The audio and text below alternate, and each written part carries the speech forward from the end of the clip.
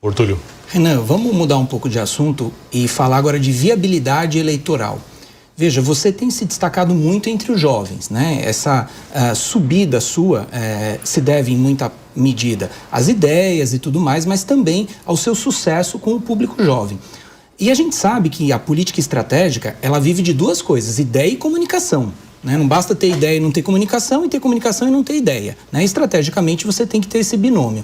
Como é que você vai fazer para conversar com as pessoas mais velhas, conservadoras, religiosas, aquelas pessoas que, em certa medida, não se identificam com o perfil dos membros hoje do Partido à Missão? Pode até se identificar com as ideias, mas às vezes nem conhece as ideias e a forma de comunicação não os aproxima. E apostar que os jovens indiretamente vão cumprir esse papel pode não ser uma estratégia vencedora. Como que você avalia essa questão?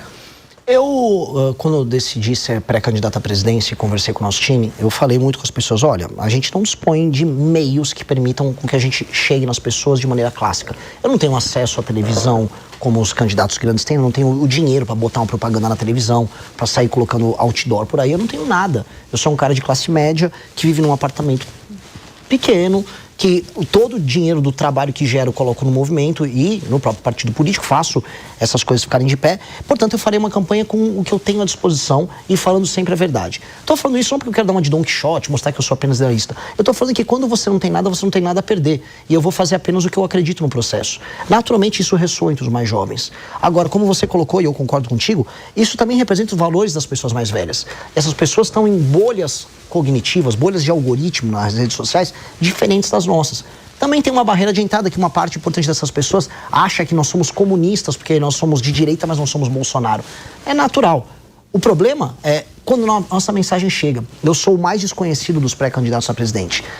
A partir do momento que eu começar a chegar na casa das pessoas, como eu estou fazendo hoje agora aqui na Jovem Pan, quando eu vou nas rádios ao redor do Brasil, eu chego. E essas pessoas descobrem a mensagem e gostam. Então a resposta está em diminuir o desconhecimento, fazendo o que eu estou fazendo, que é rodando de carro Brasil.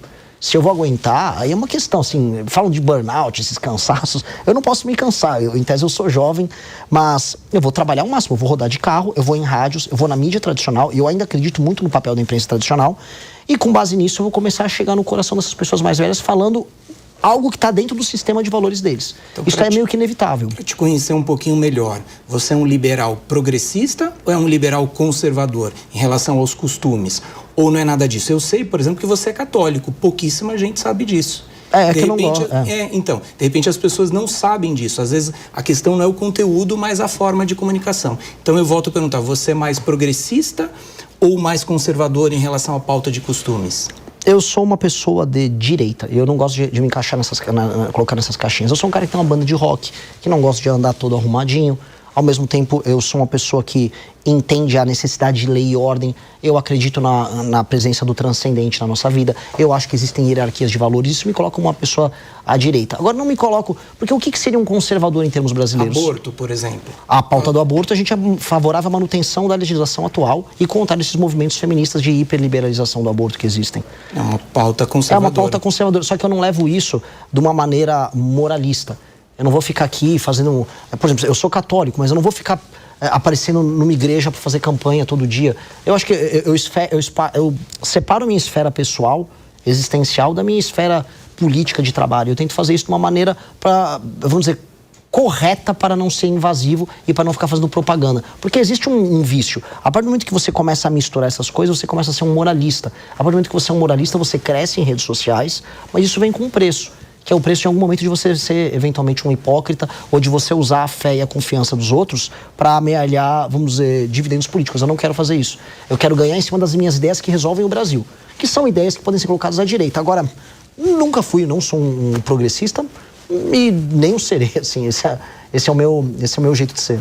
Acácio, pegar um gancho, então, nessa pergunta e nessa resposta, Renan, quem te inspira? Se você, sei lá, se o Renan, pessoa física, fosse falar que tem um ídolo, quem é o seu ídolo? Quem que te inspira?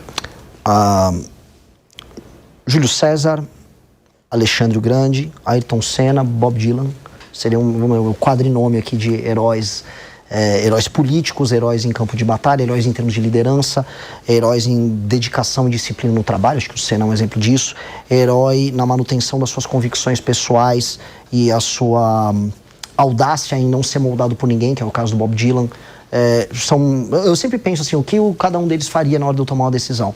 E são grandes referências minhas, assim, talvez sejam as referências que eu mais sigo e mais gosto de pregar para os outros. Só voltando um pouco sobre a discussão antes do André, o senhor cita muito a família de Bolsonaro, Flávio Bolsonaro e um pouco menos Lula. No jogo eleitoral, quem é o adversário? É Flávio ou é Lula? Eu não vou separar muito o Flávio como o Lula, porque os dois fazem parte do mesmo sistema corrupto e os dois, em última instância, a gente pode colocar aqui, estão envolvidos direta ou indiretamente, tanto no escândalo do INSS quanto no escândalo do Banco Master. Então a gente começa a perceber que eles são parte de um arranjo político brasileiro, que é um arranjo meio que fracassado. É um arranjo que não consegue passar nada e que não tem mais imaginação no Brasil diferente. Então, no fundo, meu inimigo nessas eleições é a falta de imaginação do brasileiro. Nós não conseguimos mais imaginar um país que não tenha favela. Nós não conseguimos imaginar que a gente pode ser uma das 5 nações mais importantes do mundo, que é o que a gente nasceu para ser. O Brasil, em condições normais de temperatura e pressão, ele é para ser uma das 5 nações mais importantes do mundo. A gente já não se imagina assim. O Brasil não consegue imaginar que ele tem que ter rodovias com 5 faixas de cada lado ligando o São Paulo ao Rio. Você, na verdade, pega uma estradinha triste na Serra das Araras, indo de São Paulo para o Rio de Janeiro. A gente perdeu toda a ambição. A gente comemora quando sai uma ferrovia. Veja, a ferrovia é uma tecnologia do século XIX, não é exatamente... Né? O mundo está indo para o espaço, a gente está comemorando, nossa, talvez termine uma ferrovia. Então a gente perdeu completamente a ambição. Então quando eu falo de inimigo, eu estou só propondo coisas, ideias de futuro do Brasil.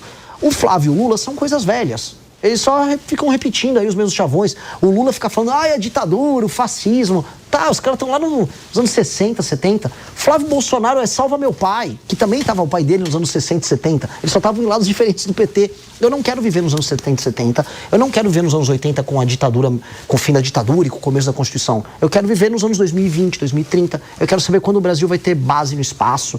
Eu quero saber quando o Brasil vai ser produtor de tecnologia na área de inteligência artificial. E o senhor aceitando o Zema, o Ronaldo Caiado como ministro, não é também fazer uma ligação com esses nomes antigos que já estão vencidos no mercado da política? É que eu não acho que essencialmente nem o Caiado nem o Zema sejam pessoas ruins. Eu acho que eles só tomam decisões políticas idiotas em não se desvincular do bolsonarismo. Quando, veja, em 2019, 2020, quando começou a aparecer para todo mundo as falhas do governo Bolsonaro, o MBL, que era o grupo político que eu fundei, começou a denunciar. E eu imaginava que o Partido Novo ia fazer o mesmo. Eu imaginava que o Caiado, que esteve nas ruas comigo pelo impeachment da Dilma, ia fazer o mesmo.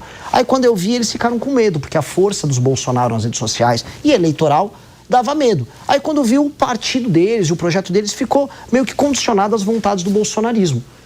Eles não são pessoas más, mas falta essa coragem de fazer o que eu estou fazendo aqui, de avisar o rei tá nu. Não adianta a gente ser de direita, mas seguir um líder fraco como o Bolsonaro. Então, poxa, venham pro lado de cá, vamos construir um caminho. Claramente, se eles se unissem num projeto junto comigo, e as pesquisas estão mostrando isso, a gente pode apresentar um projeto de direita moderno e eficaz. Por mais que eu tenha discordâncias de coisas que aconteceram no governo do Zema, ou posturas do Caiado, poxa, eles têm coisas a agregar, seria legal pra caramba. Então, eu não tenho problema nisso. Terceira via? Não existe terceira via nesse sentido. Eu sou o candidato da direita, o Flávio é um candidato do centro, o Lula é um candidato do centro, e os outros dois, o Zema, o Caiado, eles estão candidatos, é o centro 2 e o centro 3. Né? É o cara que fica no banco de reservas do Flávio. E eles não têm que ser, eles são melhores do que o Flávio. O que eu falo para esses dois é, eles são melhores essencialmente do que o Flávio. Eles são mais inteligentes, eles são mais capazes. Eu não conheço o envolvimento deles em escândalos de corrupção como o caso do Flávio. Então, poxa, eles tinham que estar do lado certo. O lado certo da história nossa é romper com essa velharia aí. É romper com esse Flávio, com esse Valdemar. Tem que ficar falando de Valdemar da Costa Neto, levando a sério a opinião do Valdemar. O Valdemar não tem que ter uma opinião. O Valdemar ele tem que ter uma cela. Esse cara não dá.